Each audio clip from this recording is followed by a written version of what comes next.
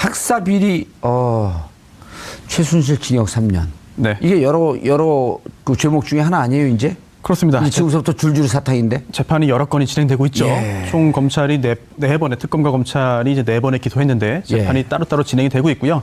가장 먼저 재판이 진행됐던 이번에 그 2대 학사 비리와 학사 특혜 의혹 관련된 사건에서 최순실 씨에게 징역 3년형이 선고됐습니다. 예. 확정은 아닌데요. 하지만 그 구형은 검사가 7년 특검이 했었죠. 7년 했어요. 예. 징역 7년 구형했는데 실제 선고는 3년 지금 나왔습니다.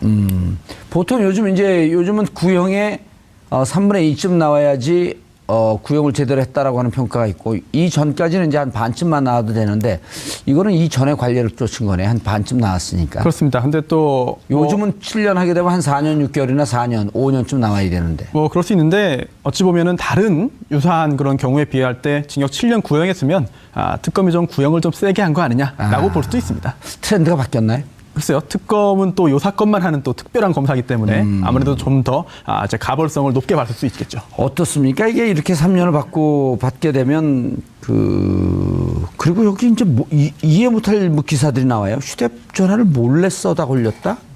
그러니까 최순실이 휴대전화를 법정에서, 그러니까 그 누구죠? 변호사 휴대전화를 가져다가 본인이 검색을 한 거예요. 그걸 교도관이 보고 검찰이 그걸 문제를 삼고 판사도 제지를 한 그런 상황이라고 볼 수 있죠. 야, 그거는 법적으로도 사용하면 안 되는 걸로 알고 있거든요. 교도소에서 예를 들어 그 교도관들이 그 휴대전화를 못 갖고 들어오는데 이 간부들 임원들은 갖고 들어오거든요. 그거 예를 들어 그 문자라도 하나 이 재수자가 보내면요, 그 교도소 그 교도관들 전체 다 못 벗어요. 그러니까요. 그게 지금 최순실은 아무 거리낌 없이 했다는 거 아닙니까? 그걸 검찰이 그리고 문제를 제기하고 판사가 제재까지 하고 이런 상황 범법행위죠. 변호사가 범법행위를 한 거예요, 그렇게 하면. 사실 이게 구치소에서 휴대전화 어떻게 썼다는지 좀 사실 잘 이해가 안 갑니다. 재판 중에 이제 그 변호사의 휴대전화를 잠깐 썼다, 그러면 안 되는 거지만 상황이 좀 그려지긴 하거든요. 그런데 구치소에서 구치소에서 또 최순실 씨 본인의 또 휴대전화라는 말 아니겠습니까? 그렇다면은 변호인이 접견하면서 쓰게 해줬다는 건지. 아니, 변호인 접견하면서 들어갈 때 수색해갖고 전화기 놓고 들어가잖아요. 수색은 하지 않고 전화기 놓고 가라 그러죠. 예, 자진해가지고 놓고 가는데 가지고 들어가도 사실은 신체 수색을 하지 않기 때문에 가지고 들어갈 수는 있어요. 그런데 얼마 전만 해도 이제 몰래 이렇게 전화 통화하게 해주고 이런 경우에 적발되면은 사실 징계 사유가 되고요. 또 교도관도 관리 책임이 있기 때문에 그렇게 하지 않고 그렇게 못 하는데, 만약 실제로 그런 일이 있었다고 한다면은 엄청난 일이죠. 아니면 또 가정입니다만 교도 행정을 하는 그런 그 공무원에 의해서 썼다라고 한다면 그건 더더욱 큰 문제가 되겠죠. 그거는 그렇게 불가능해요. 왜냐면 제가 그쪽은 전문가 아니에요. 이게 왜냐면 교도관들은 이게 그 옷 벗고 그러게 되면 연금 문제 생기잖아요. 징계 먹고 그러게 되면. 그런데 이게 어찌 보면 좀 어려운 공무원들이기 때문에 그런 모험을 요즘은 안 합니다. 저도 그럴 가능성은 사실상 없다고 봅니다. 최순실이 얼마나 우리나라 법체계나 아니면 검찰을 우습게 하는지 보여주는 거예요. 이런 행동을 해도. 그리고 재판정에서 그런 행동을 할 거라고 누가 상상을 하겠습니까? 다 그러니까 저처럼 그런 사람들도 안 하는데. 그러니까요. 그러니까 더 멘탈이 좋게 얘기하면 안 되고 어쨌든 이상한 분이죠. 그런 식의까지 행동을 할 수 있다는 것은 상식을 뛰어넘는 것이고요. 아나무인적 성격을 갖고 있다고 볼 수 없어요. 이건 진짜 완전한 범법행위인데. 그렇죠. 근데 법정만 아니라 정말 구치소에서 쓴 게 맞는지는 좀 확인해야 봐야 됩니다. 이건 그렇죠. 왜냐하면 그 기자들도 좀 팩트 확인하지 않고 이제 약간 좀 소설적으로 기사를 쓰는 경우도 있기 때문에 법정에서 저럴 정도 구치소에서도 쓴 거 아니냐. 이렇게 했는데 이제 요거는 사실 구치소 내 일이기 때문에 확인 안 됩니다. 자체 감사를 통해서 감찰이 동원돼 갖고 확인하는 수밖에 없는 거죠. 외람되지만 소설을 쓰는 기자는 없을 겁니다. 여기서 가까운데 어디 기자가 하나 있는 것 같은데 어디지? 직격 프로를 위해서 또. 자, 김 기자님. 정유라 씨가 이거 충격적이에요. 또 편지를 보내고 그런 게. 그래서 누가 그런 얘기를 했어요? 아주 어리석하고 잘 모르는 것 같은데 사실 치밀하게 준비되고 치밀하게 조직하고 있다? 근데 보낸 편지 보면 진짜 이게 충격적이에요? 본인이 법적인 지식을 가지고 있다라고 단정하기는 좀 어려울 것 같습니다.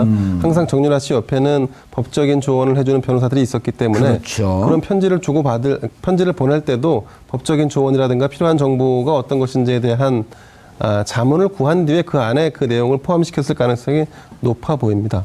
예. 네. 근데 저는 이해가 안 되는 게 이 그 편지의 증거들이 마필 관리사라고 정유라를 도와줬던 덴마크에서 그 사람의 휴대전화에서 다량 확보가 됐거든요. 근데 내용을 보면 편지로 받아서 라이터로 태웠다 이랬어요. 그럼 종이로 편지가 왔다는 거 아니겠습니까? 예. 그러면 왜 이 친구는 그걸 사진으로 찍어서 휴대폰에 보관을 했을까요? 그것도 저는 의문이라고 생각해요. 이 마필 관리사가 그거를 사진을 찍어서 휴대전화에 갖고 있는 게 거기에 발견이 돼서 증거가 지금 된 걸로 나오고 있거든요, 보도가. 이게 그 팩트가 확인이 안 되니까 소설을 쓸 수밖에 없는 상황인데 소설 자꾸 쓰면 안 되고 소설은 기자들만 쓰면 되는 거죠. 우리가 김 기자님 저기 안 가셨네요. 지금. 그런데 그렇다 하더라도 이 정도 추가적인 증거를 가지고 세 번째 영장을 청구하기는 쉽지 않을 겁니다. 일단 두 번째 재판부가 그러니까 두 번째 영장에 대해서 법원이 사실상 증거인멸과 도주 우려가 없다라고 판단을 했기 때문에 그리고 더군다나 우리가 지금 두 번째 영장 청구에서 주목했던 거는 범죄 은닉 수익이라고 하는 사실은 굉장히 좀 그 중범죄에 대한 부분까지도 다 사실 걸고 넘어지면서 영장을 신청한 부분인데 그래도 받아들여지지 않았기 때문에 지금 이런 뭐 편지라든가 이런 주변의 소소한 문제를 가지고 세 번째 영장을 청구할 거라고 하는 기대 혹은 뭐 예상에 따라서 이제 이런 기사들이 좀 추가적으로 나오는 걸로 보여지는데 근데 세 번째 영장을 청구한들 그 영장이 받아들여질 가능성은 높지 않습니다. 현재로서는. 손 변호사님. 네. 세 번째 영장을 청구할까요? 안 할 겁니다. 지금 기자님 말씀하신 대로 굉장히 부담이 크고 또 하나가 구속영장이 발부되려면은요. 요건을 엄격한 게 다 갖춰야 되는데 범죄 사실의 소명이 있어야 되고 여기에 더해서 구속의 필요성이 있어야 됩니다. 그 구속의 필요성이 주거 부정이나 도주 우려나 증거인멸 우려인데요. 설령 범죄 사실의 소명, 추가적인 증거가 나와서 범죄 사실의 소명까지 이루어진다 하더라도 도주 우려가 없다고 한다면 또 증거인멸 우려가 없다고 한다면 사실은 구속 사유가 존재하지 않는다고 판단할 가능성이 높거든요. 이러한 위험 부담을 감수하고 세 번째 구속영장 청구한다? 제가 볼 때는 이례적인 일이기 때문에 그렇게 하지 않을 것으로 예상됩니다. 이런 표현이 나왔어요. 그 법원에서 최순실 씨에 대해서 실형을 선고하면서 정유라 부정선발에 관한 순차 공모관계가 성립한다. 이렇게 말하면 정유라도 공모관계에 있다는 것을 인정한 거 아닌가요? 그렇게 보기는 좀 어려운 것 같아요. 판결문을 봐야겠습니다만 이 순차 공모 관계라는 것은요. 그건 뭐예요? 무슨 말이에요, 그게? 지금 이화여대 여러 교수들이 있잖아요. 뭐 이제 그 학장도 있고 또 뭐 입학처장도 있고 총장도 있습니다. 이게 모든 사람이 한 자리에 모여서 최순실 씨의 딸인 정유라를 뽑자. 우리 모두 역할을 분담해서 부정 입학 절차를 진행하자. 그렇게 합시다. 라고 결의한 것이 아니라 순차적으로 순서대로 한 명 연결돼 있다는 것이죠. 이런 경우에도 전체에 대해서 책임을 지게 됩니다. 최경희 총장이 어떤 과정을 통해서 누구로부터 얘기를 들어서 이 작업을 해야 되겠다. 라거나 혹은 남궁건 전 처장이 누구로부터 얘기 들어서 하면서 다음에 다른 사람을 설득하고 이런 과정이 그리고 그분이 설득이 돼갖고 진행이 같이 되면 순차적 공모관계가 인정이 된다. 그렇습니다. 이거는 특별한 아주 이번에 특이한 새로운 이론은 아니고요. 원래 대법원 판례에 따른 것이고 하지만 이렇게 해가지고 순차적으로 공모한 사람들에 대해서 처벌 가능하지만 이게 바로 정유라 씨의 어떤 공모라든지 이런 관여를 의미하지는 않기 때문에 별개의 문제라고 봐야겠죠. 그 순차적 공모관계에는 꼭 중간에 이를테면 거간꾼 같이 중간에 끼는 사람들이 있습니다. 그러니까 중간에 가교 역할을 한다든지 아니면 말을 전한다든지 하는 분들이 계신데 여기서 누가 있나요? 여기서는 김종 전 문화부 차관이 있었던 거고 그다음 김경숙 학장과 또 남궁곤 교수 사이에서는 또 박모 씨라고 그러니까 이 중간에 서로 연계할 수 있는 고리 역할을 메신저가 하는 있어야 된다. 가교들이 있었어요. 그렇기 때문에 이것이 당사자들은 다 부인함에도 불구하고 이런 연결고리, 순차적인 연결고리를 찾을 수 있었던 것은 중간중간 이런 분들이 존재했기 때문입니다. 법적으로 저 설명이 맞는 거예요? 예, 정확하죠. 팩트 체크를 해봐야겠어, 기자들 얘기하는 거. 정확하고요. 실제로 공모를 입증하는 게 굉장히 중요합니다. 공모 입증하는 게 중요한 부분이고 여기서 사실은 공모 안 했다라고 하면 처벌할 수 없기 때문에 굉장히 중요한 근데 사안이죠. 연결고리가 있으면은 공모관계가 순차적 공모관계가 인정이 되고 더 수월해지는 거죠. 지금 기자님 말씀하신 맞답니다. 더군다나 김종 전 차관 같은 경우는 본인이 다 이런 부분들에 대해서 사실을 인정했기 때문에요. 그 미흡한 부분들에 대한 연결고리가 되는 거죠. 자, 앞으로 그러면 3차 영장은 청구하지 않을 것으로 보고 네. 법조 출입 기자들도 그렇게 보나요? 뭐 법조가 아니라 법조계 전체가 다 그렇게 보는 시각인 것 전체가? 같습니다. 네네. 그러면 3차 영장을 좀 청구했으면 좋겠다라고 보는 사람들은 좀 비정상적인 사람들인가요?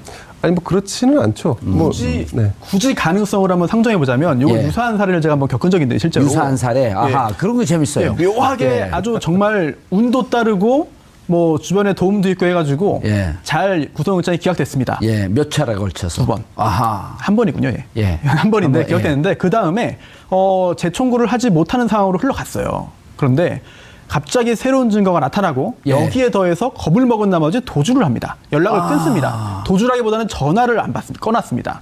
도주의 예. 위험이네. 이런 상황이 발생해가지고 그다음에 구속영장 청구하고 구속된 적은 있는데 예. 지금 볼 때 정유라 씨의 어떤 정신적인 그런 강인함을 볼 때 이런 일이 생긴 뭐 어떤 새로운 게 나타난다 하더라도 설령 그렇다더라도 도주 우려 없으면 구속 아닌데. 그럼 저기랑 도주형 금방 알아요. 말 타고 튈 거니까요. 그렇기 때문에 아마 세 번째 영장 청구하는 사태까지는 그런 상황까지는 발생하지 않을 것으로 보입니다. 그냥 재판 진행될 것이다. 그리고 또 영장 자체가 그 예. 범죄 사실에 대한 소명도 있지만 최순실 씨를 압박하는 측면도 있었는데 이미 최순실을 압박하는 효과 기제로는 이제 효과가 없을 거로 보는 게 맞는 것 같습니다. 예. 알겠습니다. 최순실 국정농단 사태, 그리고 정유라의 영장 2차 기각. 과연 3차까지 갈 것인가 하는 것을 살펴봤지만 3차로 가지 않을 것이다라고 하는 것이 중론인 것 같습니다. 하지만 법의 심판을 피하기는 어려울 것으로 보입니다. 상황이 좀 그려지긴 하거든요. 그런데 구치소에서 구치소에서 또 최순실 씨 본인의 또 휴대전화라는 말 아니겠습니까? 그렇다면은 변호인이 접견하면서 쓰게 해줬다는 건지. 아니, 변호인 접견하면서 들어갈 때 수색해갖고 전화기 놓고 들어가잖아요. 수색은 하지 않고 전화기 놓고 가라 그러죠. 예, 자진해가지고 놓고 가는데 가지고 들어가도 사실은 신체 수색을 하지 않기 때문에 가지고 들어갈 수는 있어요. 그런데 얼마 전만 해도 이제 몰래 이렇게 전화 통화하게 해주고 이런 경우에 적발되면은 사실 징계 사유가 되고요. 또 교도관도 관리 책임이 있기 때문에 그렇게 하지 않고 그렇게 못 하는데 만약 실제로 그런 일이 있었다고 한다면은 뭐 엄청난 일이죠. 아니면 또 가정입니다만 교도 행정을 하는 그런 그 공무원에 의해서 썼다라고 한다면 그건 더더욱 큰 문제가 되겠죠. 그거는 그렇게 불가능해요. 왜냐면 제가 그쪽은 전문가 아니에요. 이게 왜냐면 교도관들은 이게 그 옷 벗고 그러게 되면 연금 문제 생기잖아요. 징계 먹고 그러게 되면. 그런데 이게 어찌 보면 좀 어려운 공무원들이기 때문에 그런 모험을 요즘은 안 합니다. 저도 그럴 가능성은 사실상 없다고 봅니다. 예. 최순실이 얼마나 우리나라 법체계나 아니면 검찰을 우습게 아는지 보여주는 거예요. 예. 이런 행동을 해도. 그리고 재판정에서 그런 행동을 할 거라고 누가 상상을 하겠습니까? 다 그러니까 보고 있는 거면서. 저처럼 그런 사람들도 안 하는데. 그러니까요. 그러니까 더 멘탈이 좋게 얘기하면 안 되고 어쨌든 이상한 눈이죠. 그런 식의까지 행동을 할 수 있다는 것은 상식을 뛰어넘는 것이고요. 아나무인적 성격을 갖고 있다고 볼 수 없어요. 이건 진짜 완전한 범법행위인데. 그렇죠. 근데 법정만 아니라 정말 구치소에서 쓴 게 맞는지는 좀 확인해야 됩니다. 이건 그렇죠. 쉽지 않아요. 왜냐하면 그 기자들도 좀 그 팩트 확인하지 않고 이제 약간 좀 소설적으로 기사를 쓰는 경우도 있기 때문에 법정 수사를 찍는 구치소에서도 쓴 거 아니냐. 이렇게 했는데 이제 요거는 사실 구치소 내 일이기 때문에 확인 안 됩니다. 자체 감사를 통해서 감찰이 동원돼 갖고 확인하는 수밖에 없는 거죠. 네, 외람되지만 소설을 쓰는 기자는 없을 겁니다. 여기서 가까운데 어디 기자가 하나 있는 것 같은데 어디지? 직격 프로를 위해서 또. 예. 자, 네. 김 기자님. 네. 정유라 씨가 이거 충격적이에요. 또 편지를 보내고 그런 게. 그래서 누가 그런 얘기를 했어요?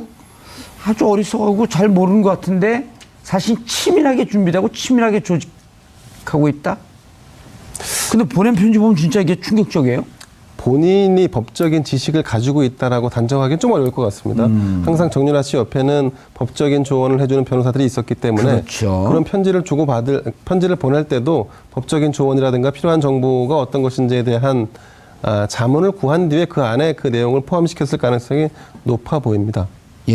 네. 근데 저는 이해가 안 되는 게 그 편지의 증거들이 마필 관리사라고 정유라를 도와줬던 덴마크에서 그 사람의 휴대전화에서 다량 확보가 됐거든요. 근데 내용을 보면 편지로 받아서 라이터로 태웠다 이랬어요. 그럼 종이로 편지가 왔다는 거 아니겠습니까? 예.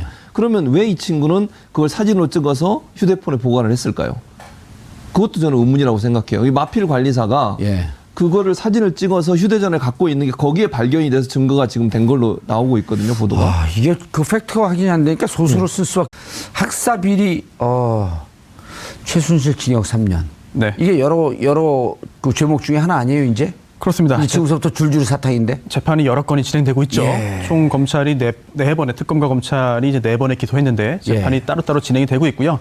가장 먼저 재판이 진행됐던 이번에 그 2대 학사 비리와 학사 특혜 의혹 관련된 사건에서 최순실 씨에게 징역 3년형이 선고됐습니다. 예. 확정은 아닌데요. 하지만 그 구형은 검사가 7년 특검이 했었죠. 7년 했어요. 예. 지금 7년 구형했는데 실제 선고는 3년 지금 나왔습니다. 보통 요즘은 구형에 3분의 2쯤 나와야지 구형을 제대로 했다라고 하는 평가가 있고, 이 전까지는 이제 한 반쯤만 나와도 되는데, 이거는 이 전에 관례를 쫓은 거네. 한 반쯤 나왔으니까. 그렇습니다. 근데 또 요즘은 7년 하게 되면 한 4년 6개월이나 4년, 5년쯤 나와야 되는데. 뭐 그럴 수 있는데 어찌 보면은 다른 유사한 그런 경우에 비할 때 징역 7년 구형했으면 특검이 좀 구형을 좀 세게 한 거 아니냐라고 볼 수도 있습니다. 트렌드가 바뀌었나요? 글쎄요, 특검은 또 요 사건만 하는 또 특별한 검사이기 때문에 아무래도 좀 더 가벌성을 높게 받을 수 있겠죠. 어떻습니까? 이게 이렇게 3년을 받게 되면 그리고 여기 이제 이해 못할 기사들이 나와요. 휴대전화를 몰래 써다 걸렸다? 그러니까 최순실이 예. 휴대전화를 법정에서, 그러니까 그 누구죠? 변호사 휴대전화를 가져다가 본인이 검색을 한 거예요. 그걸 교도관이 보고 검찰이 그걸 문제를 삼고 판사도 제지를 한 그런 상황이라고 볼 수 있죠. 야, 그거는 법적으로도 사용하면 안 되는 걸로 알고 있거든요. 교도소에서 예를 들어 그 교도관들이 그 휴대전화를 못 갖고 들어오는데 이 간부들 임원들은 갖고 들어오거든요. 예. 그거 예를 들어 문자라도 하나 이 재수자가 보내면요, 그 교도소 그 교도관들 전체 다 못 벗어요. 그러니까요. 그게 지금 최순실은 아무 거리낌 없이 했다는 거 아닙니까? 그걸 검찰이 그리고 문제를 제기하고 이거 판사가 제재까지 하고 범법행위네. 이런 상황 범법행위죠. 변호사가 범법행위를 한 거예요, 그렇게 하면. 사실 이게 구치소에서 휴대전화 어떻게 썼다는지 좀 사실 잘 이해가 안 갑니다. 재판 중에 이제 그 변호사의 휴대전화를 잠깐 썼다. 그러면 안 되는 거지만